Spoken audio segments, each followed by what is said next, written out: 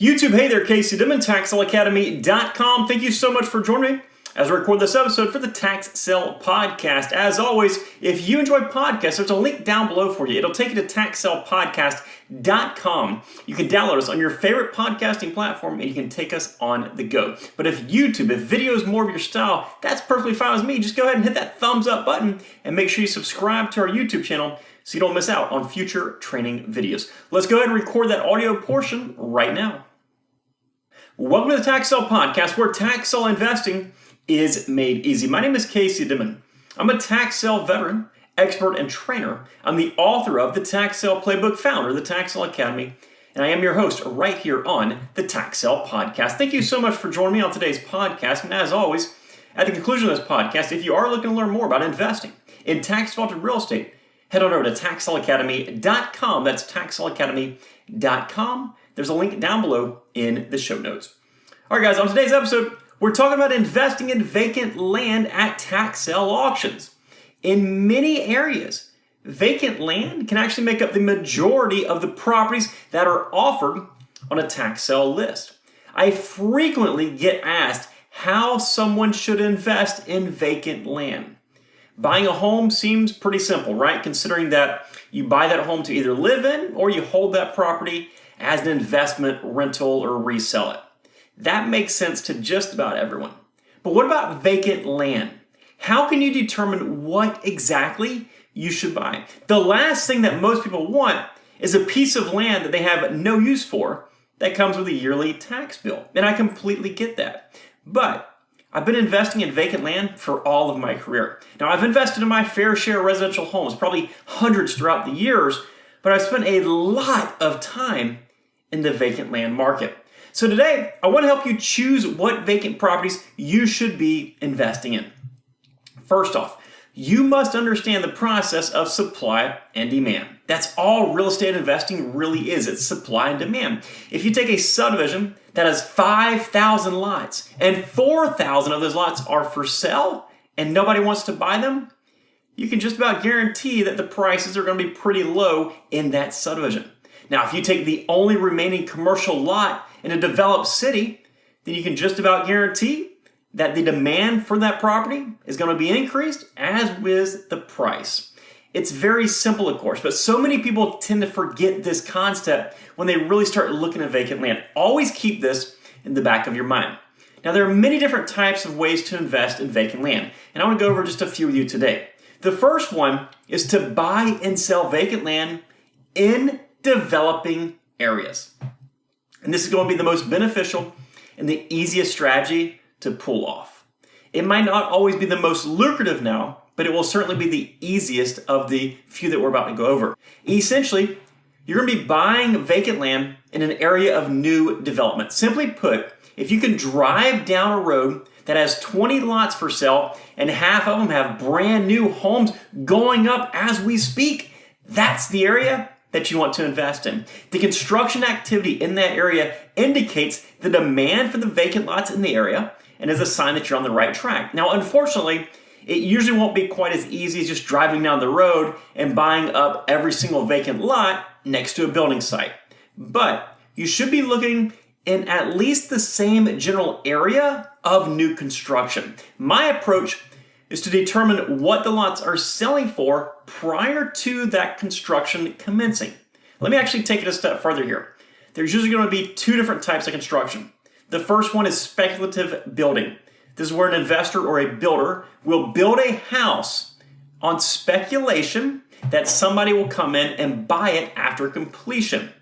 Then after that, you have custom building, where a builder is building a house directly for an end user or a consumer on that customer's lot.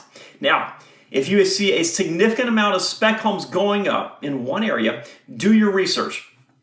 Find out what these lots are going for. Determine what the builders or the investors are paying for the lots that they're building their spec homes on.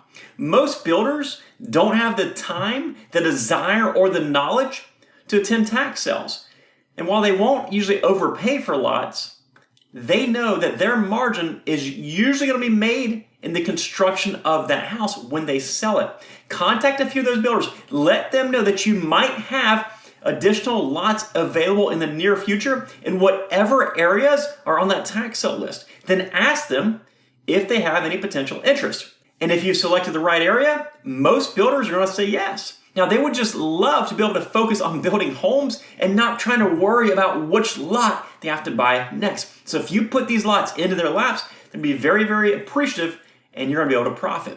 Then you'll have your buyer lined up. You'll know exactly what you should pay at the auction based on your expected margin, and you're well on your way to making money with vacant land. Now, in the event that the construction you're seeing are custom homes for end users, determine what those end users are paying for their lots. Research public records and pay attention to the sales prices and make sure they have fairly recent transfer dates. Now, while you won't be able to line up your specific buyer like you would with a speculative builder, you will be able to have great comps in an area that has evidence of great demand, and you can find similar buyers. The idea here is to get as close as possible to or in the direct path of new construction and development activity.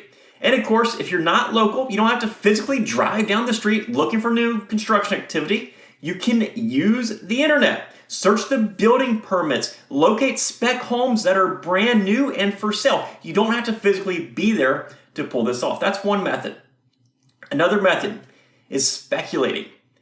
And the word speculating tends to get a bad rap for many reasons. There are correct ways to speculate and there are incorrect ways to speculate, in my opinion. Buying a property on hopes and dreams is the bad way. But buying a property based on supply, demand, and your knowledge is the good way to speculate. There are a number of different ways to pull this off successfully. A popular way is to buy based off of the price that you'll be paying at the auction in comparison to the value of that property. I've done this many, many times throughout my career. If there's a lot worth $2,500, but I can pick it up for $500, then I'll buy it, even though there might not be lots and lots of demand for that property. If I can sell it cheap enough, perhaps I can create my own demand based off the price of the property. Or maybe I'll end up selling it to another investor. If the margin is there, and if I can nail down the value ahead of time, then I'll buy it. If I can 5x my money, even if it takes a year, that's going to be okay with me, guys. In the tax sale playbook, I actually tell a story about buying a 13-acre parcel for $100. I can tell you, without a doubt, that the demand for 13 acres is far, far less than the demand for, say, a typical single-family home, especially in the area where I purchased that 13-acre parcel. But I bought it anyways. And the funny thing is, I actually contacted a realtor a few days later to get a comparable market analysis and to potentially list it with that realtor. And they told me, listen, there's not a whole lot of demand for this type of property. It's going to take you years and years to get what the property is actually worth. But you have to remember, I paid $100 for that property. I didn't necessarily need to get what that property was worth. But I knew if I wanted to put it on the market for fair market value, it would take a long time to sell. So what I do, I intentionally underpriced that property. It sold a very short time later to another investor, and I made quite a bit of money off this property. I exited, went on to the next deal, even though that purchase was considered speculative. The point is, you can speculate and make money.